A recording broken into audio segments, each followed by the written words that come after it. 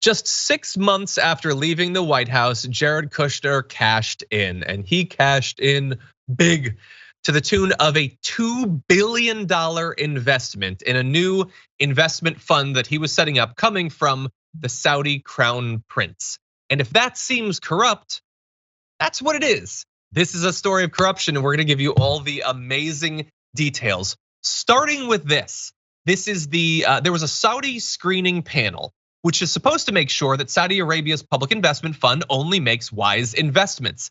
They had major concerns about investing in this affinity equity that Jared Kushner was starting. So what are some of those concerns? Well, the inexperience of the affinity fund management, which is great shade thrown at Jared Kushner himself.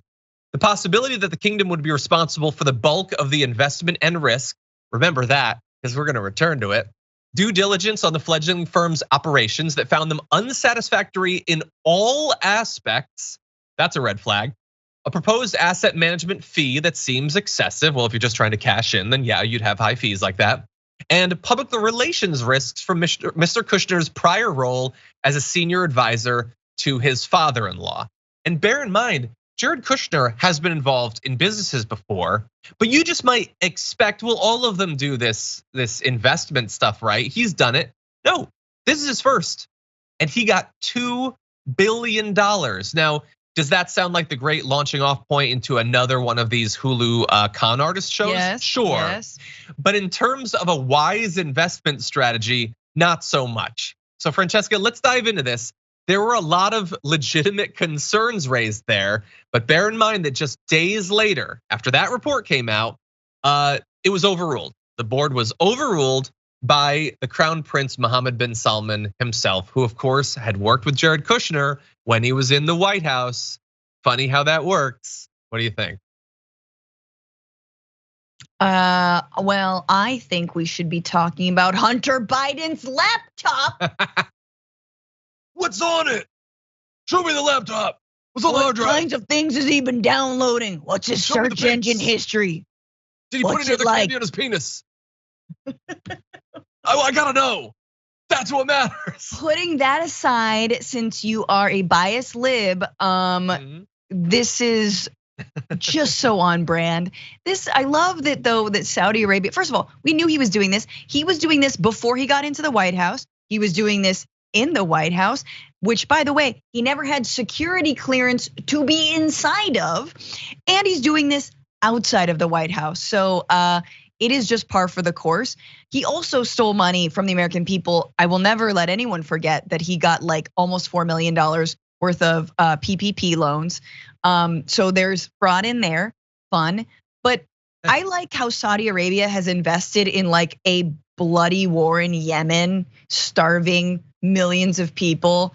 They murdered and dismembered an American journalist. But then when it comes to like investing in Kushner's thing, they're like, I don't know. He seems inexperienced. Seems a little risky. Yeah, it seems risky.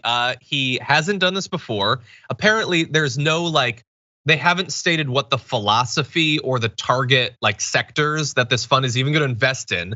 It's like just like he came up with the idea and just yeah, I'll do this. And they're like, yeah, no, here's $2 billion. But it's actually even a little bit dirtier than you might think for a few reasons, which we're gonna dive into. So first of all, this could be perceived as corrupt because it could be seen as payback for what Kushner did for Saudi Arabia while he was in the White House, which of course would be bad.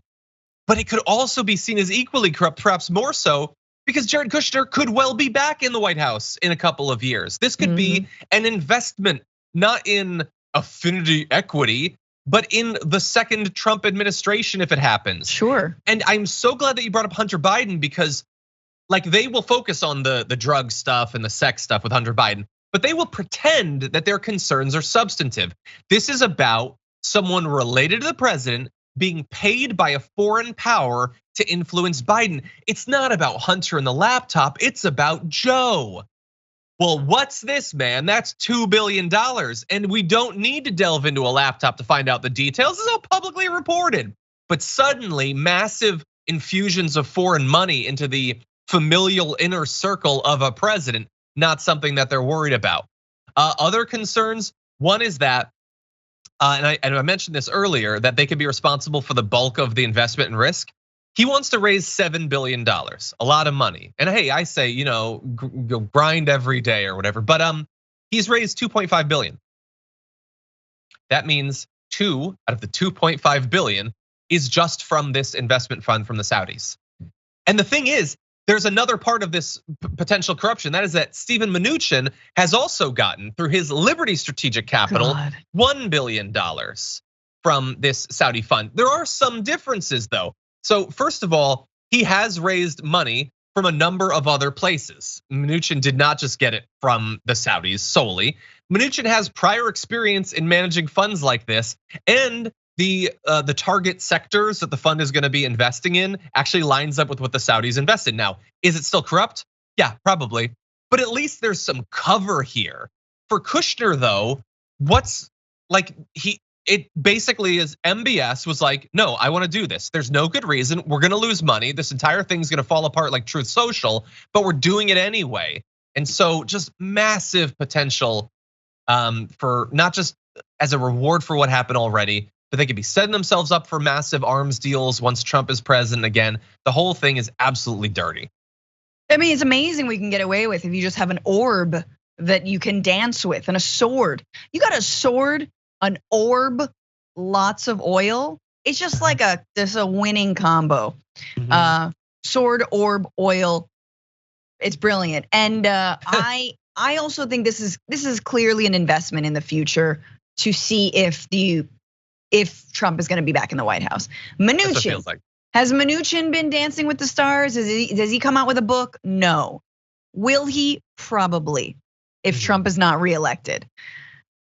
Oh, Mnuchin makes my skin crawl. Mnuchin makes me want to throw things. I can't even talk about Mnuchin. Yeah. We haven't talked about it much since they left, but he was one of those figures that we were having to contend with on a daily basis. And thankfully, he's at least not involved with the foreclosure king. They were like, oh, this man has some experience with finances. He's foreclosed on many, many families. Yay. Exactly. And in terms of what's going to happen as a result of this story, no matter how obviously dirty it is, no law or rules constrain the investment activities of former administration officials after leaving the White House, even when it comes to money from other countries. So like the rules we have for what they can't do are so pathetic in the face of what they're allowed to. The MBS could come out with a statement right now. It's like, no, I'm just buying them off. And I don't know that he would be in any trouble. A transfer of billions of dollars. Yeah, we'll see how that ends up going. Don't like this country. I'm not a big fan. I said it. I'm not a huge fan of this country when we have open corruption like this. Yeah. Good breakfast burritos, though. We do have that. Good breakfast burrito. Yeah.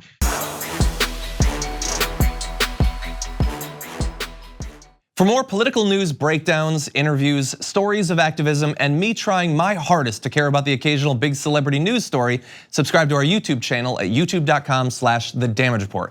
And you can ring the bell wherever it is so you don't miss anything.